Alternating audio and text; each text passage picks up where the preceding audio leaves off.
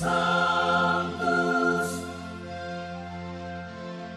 Sanctus, Sanctus Dominus Deus Sabaoth. Salam jumpa kembali saudara-saudariku yang terkasih dalam Tuhan kita Yesus Kristus. Salam sejahtera untuk kita semua. Berkat Allah yang Maha Kuasa senantiasa menyertai kita.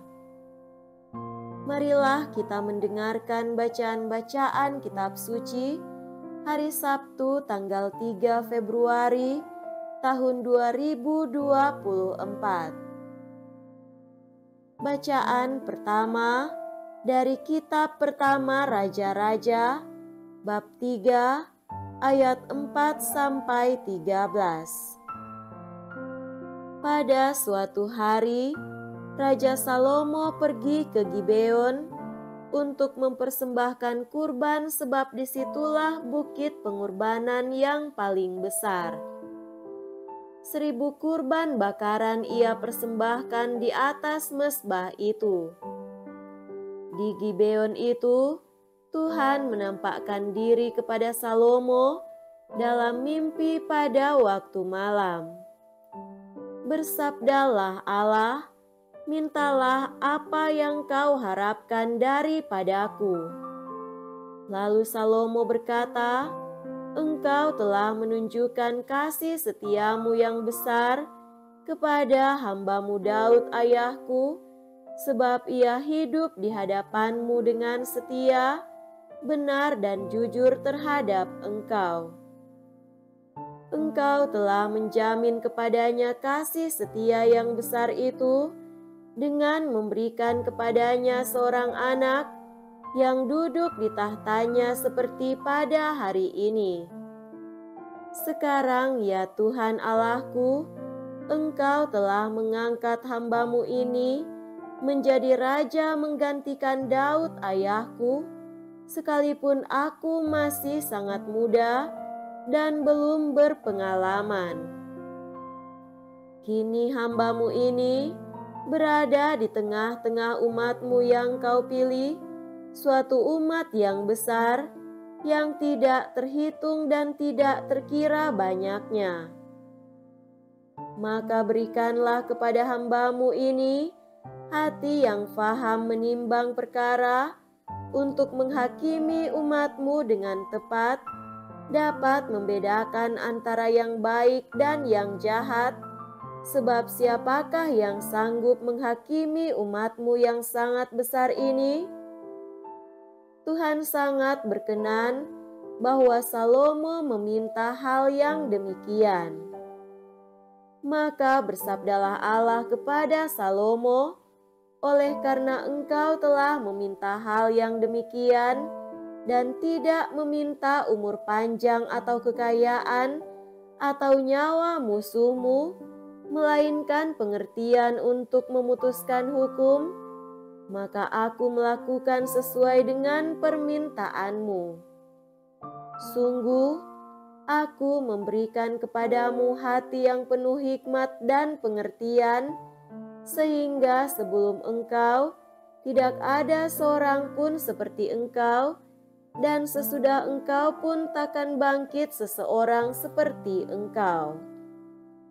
Namun yang tidak kau minta pun akan kuberikan kepadamu, baik kekayaan maupun kemuliaan, sehingga sepanjang umurmu takkan ada seorang pun seperti engkau di kalangan raja-raja.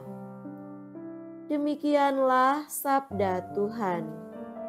Syukur kepada Allah.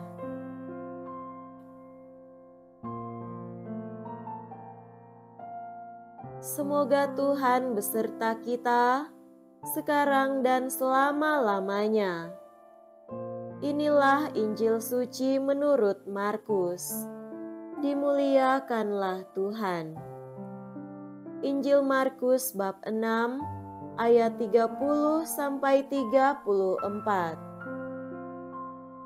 Pada waktu itu, Yesus mengutus murid-muridnya mewartakan Injil.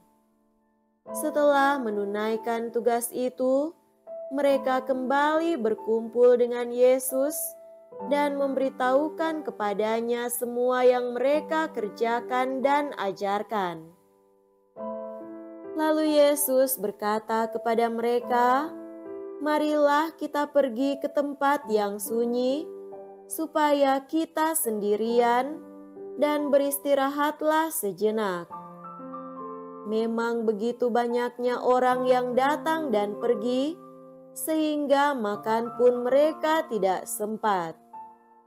Maka pergilah mereka mengasingkan diri dengan perahu ke tempat yang sunyi. Tetapi pada waktu mereka bertolak, banyak orang melihat dan mereka mengetahui tujuannya. Dengan mengambil jalan darat, segeralah datang orang dari semua kota ke tempat itu, dan mereka malah mendahului Yesus. Ketika mendarat, Yesus melihat jumlah orang yang begitu banyak. Maka tergeraklah hatinya oleh belas kasihan kepada mereka, karena mereka seperti domba yang tidak mempunyai gembala. Lalu mulailah Yesus mengajarkan banyak hal kepada mereka. Demikianlah sabda Tuhan. Terpujilah Kristus.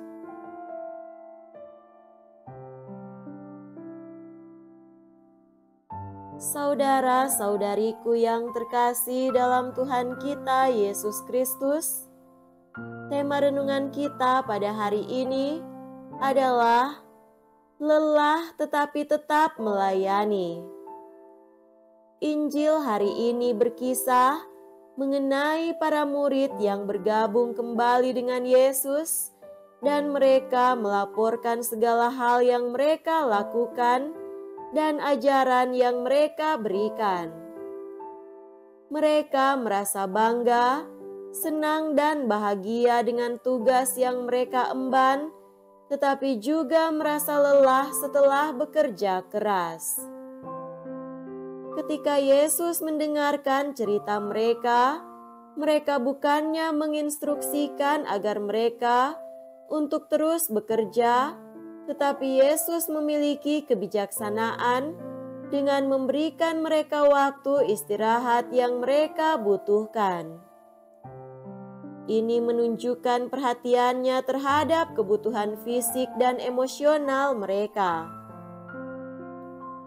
Yesus tidak ingin mereka sangat capek dan lelah lalu sakit.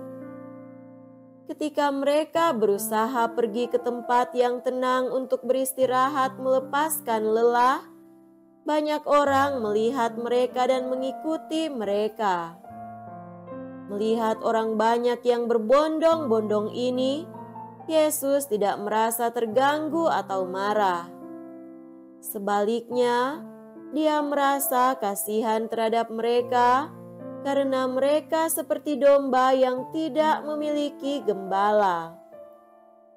Yesus melihat kebutuhan spiritual dan jasmani orang-orang ini, dan karena itu Ia mengorbankan kebutuhan pribadinya bersama dengan murid-muridnya untuk menjadi gembala yang baik bagi mereka. Mereka melayani orang-orang yang membutuhkan bantuan dan pelayanan kasih dari mereka. Apa yang dilakukan oleh Yesus dan murid-muridnya menjadi contoh yang baik tentang sikap pelayanan dan cinta kasih yang harus kita miliki sebagai pengikut Kristus. Terkadang kita mungkin merasa lelah atau ingin beristirahat dari tugas pelayanan kita. Namun seperti Yesus, kita harus siap untuk mengutamakan kebutuhan orang lain di atas kebutuhan kita sendiri. Di saat-saat keterbatasan dan kelelahan kita harus memiliki kerendahan hati untuk menyambut orang-orang yang membutuhkan kasih dan penyembuhan. mereka membutuhkan bantuan dari kita. Saudara-saudari terkasih, kita belajar juga dari kisah ini adalah betapa pentingnya memiliki pandangan yang luas dan melihat kesempatan di tengah kesulitan.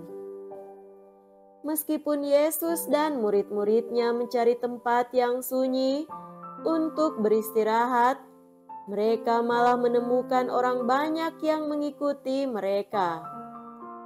Jika kita terlalu fokus pada kebutuhan pribadi kita atau terlalu cemas terhadap gangguan, kita mungkin akan melewati kesempatan untuk membantu dan memberkati orang lain. Mari buat hidup kita boleh melayani orang lain, biarpun dalam situasi kita yang lelah, pun dalam kondisi yang sulit. Semoga demikian. Amin.